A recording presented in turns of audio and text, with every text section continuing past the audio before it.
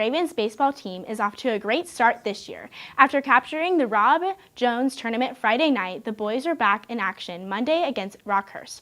Jared Coker has the highlights.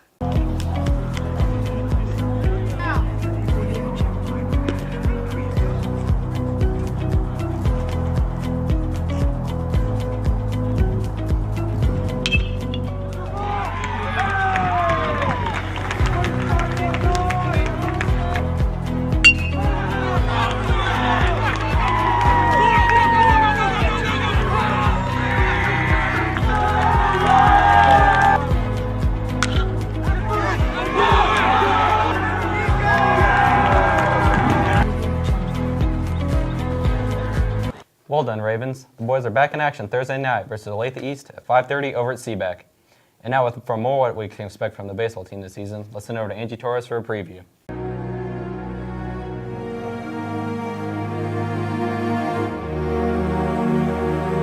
The team, I definitely think our hitting abilities, we have a bunch of hitters going on to play Division II to Division I baseball, so we'll see.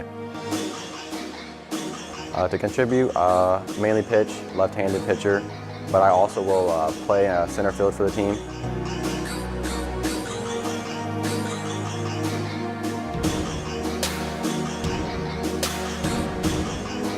Hopes I would be hosting regionals and making it to state. That's 2 goals we have.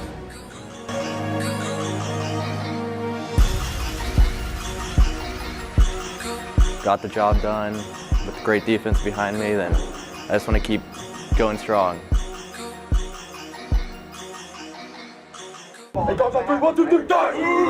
Coach Mahoney and his Ravens softball team are once again locked and loaded and ready for another run at the state. Catherine Farewell breaks down the season. 3, 1, 2, 3, Tony!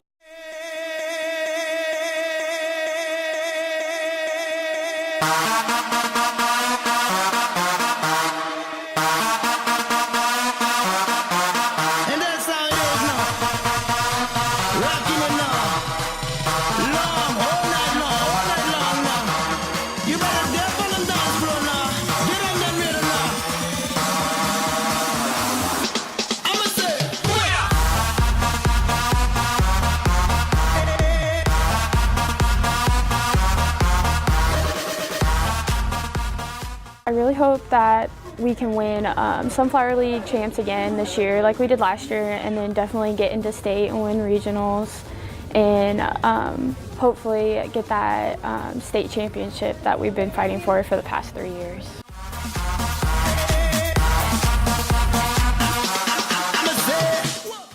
The girls in swim dive team had a magical run to state last season, finishing 3rd in Kansas. This season is a different story. New team, new coaches. Roan Stanley and Alyssa Clinton put on their floaties and dive in head first with their season's outlook. Lady Ravens Swim and Dive came into the season poised to make another run at the state title. I'm really excited for this year. This is an outstanding group of girls.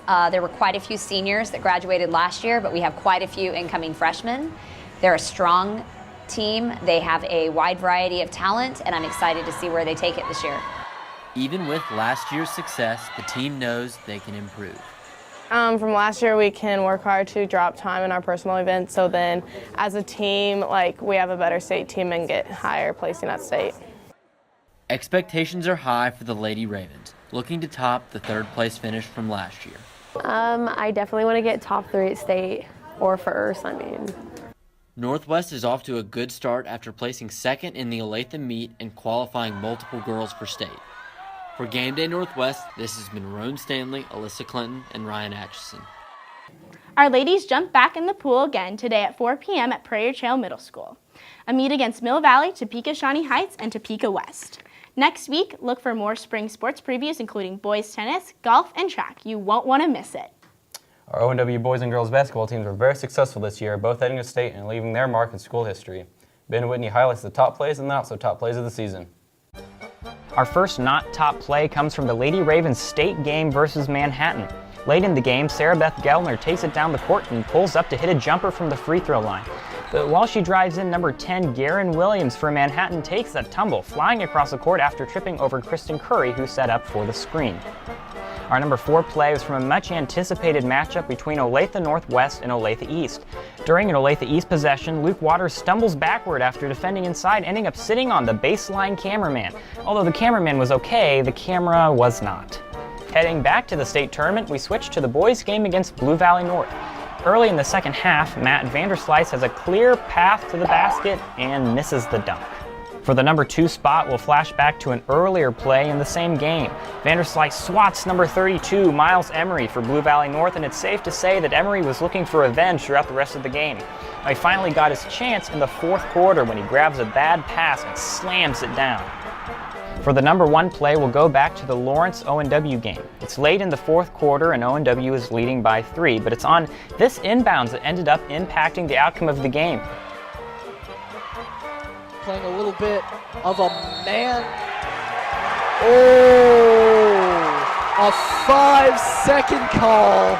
The ref calls a 5-second violation on the inbounds, but when you actually time the play, you realize it wasn't actually a full 5 seconds. Now, Lawrence would go on to win the game in overtime after hitting a clutch 3-point shot afterward. Now we'll switch gears and head over to the top 5 plays of the ONW basketball season. For number 5, we'll go back again to the ONW Olathe East game. It's a 1-point lead for the Ravens in the third quarter when Vanderslice delivers a nasty swat on number 4, Broderick Nelson. The Ravens would go on to win that game 46-38. We'll head to the ONW Olathe South game for our number 4 moment. At one point, the Falcons led by as much as 10 points, but Dominic Nasita hit a 3-point shot at the end of the third quarter to give the Ravens some crucial momentum. And in the fourth quarter, they stormed back with bounce scoring and clutch free throws, winning 44-51. For number 3 spot, we'll head back to when the Lady Ravens battled it out with Washburn Rural in the home opener of the season. The Lady Ravens led by 2 when number 12, Carly Batchelor, hit an inside shot to tie the game. Sarah Beth Gellner then went the length of the court, pulling up just inside the 3-point arc and hitting the clutch shot for the win. At the number 2 spot is an impressive outing for senior Sammy Marks. She lit up the scoreboard against Shawnee Mission West, knocking down a flurry of 3-pointers in the game, all in the first half, including a buzzer-beating shot just before halftime. In total, she hit 6 3-point shots, breaking the school record for most 3-pointers in a single game. And for our number 1 spot, we'll go to 2 moments late in the basketball season. Looking for state tournament berths, the boys and girls teams battled it out here at ONW. First, the boys team knocked off Shawnee Mission West, who they had lost to earlier in the season at home, clinching their spot.